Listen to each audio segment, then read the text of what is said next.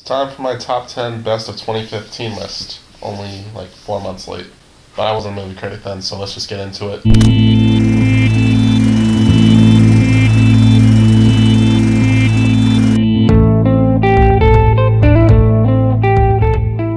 I have a couple honorable mentions first. There's a small little indie movie that I saw in December. It was called Star Wars: The Force Awakens. Yeah, that was pretty good. Check it out. Not a lot of people have heard of it. And another honorable mention is Steve Jobs with Michael Fassbender. That movie had great dialogue. That's pretty much it. But it was really good. It's not factually accurate at all, but who cares? So let's get into the top 10.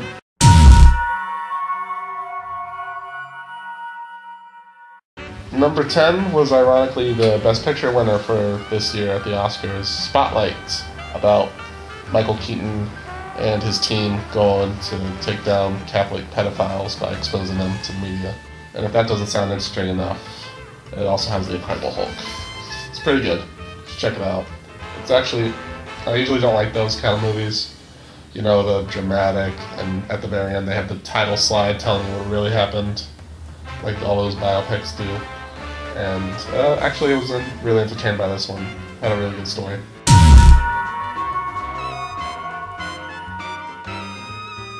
Number 9 is It Follows. It was a really clever horror premise. The premise is if you have sex, a monster will follow you and then kill you. It's kind of the opposite of the typical horror staple, where if you don't have sex and you're not fooling around, the monster won't come and get you, like Michael Myers or Jason. But yeah, I really love this movie. It felt like right out of the 80s.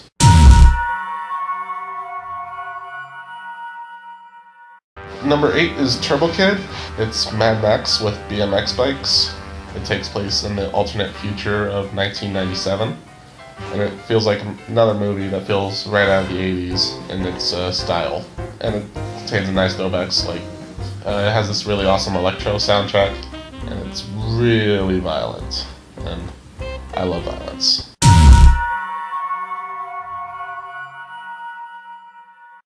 Number 7 is Ex Machina, starring Alicia Vikander and Donald Gleason and Oscar Isaac. This is a movie that Alicia Vikander should have won the Oscar for. And so I'm guessing the producers saw this movie and they were like, hire these guys for Star Wars. Not sure. But yeah, this movie takes place in the near future. Like if somebody came out with this, I think there was already something like the talking robot that came out and they could listen to you, but it turned into Hitler or something. But anyway, this movie explores the dangers of artificial intelligence, and it's a really great thriller.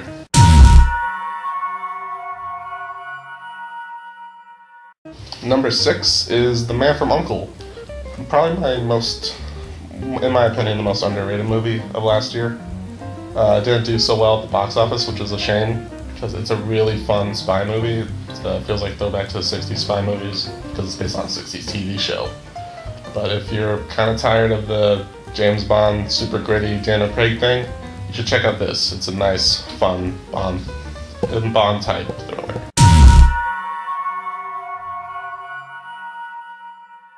Number 5 is Creed, which I really was not excited for when I first heard, like, the son of Apollo Creed. It feels like they're trying to do anything to get this franchise back going again. But then I heard Michael B. Jordan would be involved, and the director of Fruitvale Station. So I'm like, okay, I'm down for this. And it's a really good movie. It's a natural evolution for the Rocky character. He's taken more of the trainer role now. And it turned out a lot better than I thought it would. It's probably the best Rocky sequel, actually.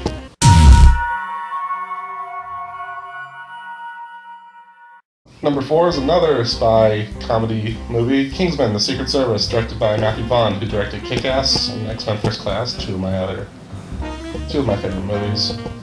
This one was a great spy movie. Like, it commented on the spy thing. It's kind of self-aware. It knows it's silly, but it's going for it. It has a really fun villain in Samuel L. Jackson, and it's a really fun movie. It has great action. One scene in a church is the best action scene probably ever in terms of its tone and the action involved, and it looks great. If you don't see Kingsman, just check out church scene Kingsman. because it'll blow your mind.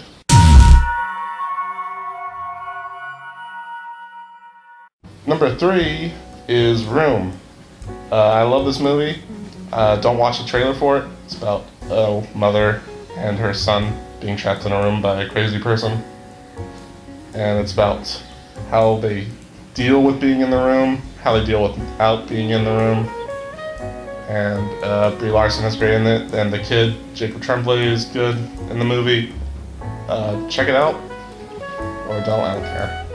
Why are you even watching this?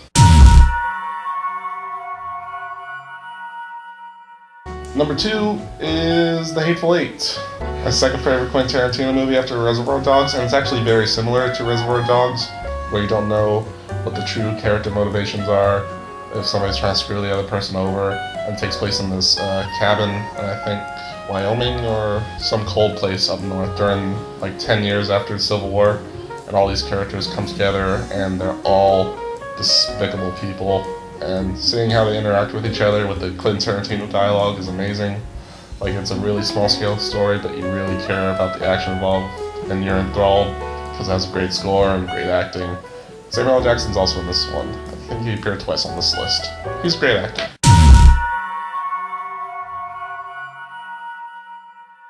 My number 1 shouldn't be surprised if you follow me on Twitter.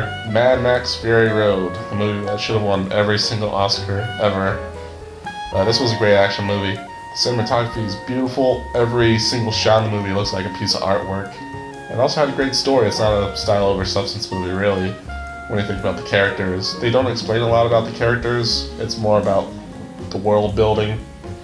Like, they don't mention it at all, how the things happened, how this villain came to power, but you're really engrossed in the story of Max and Furiosa and their struggle to find a place where they belong. So that's my top 10 list.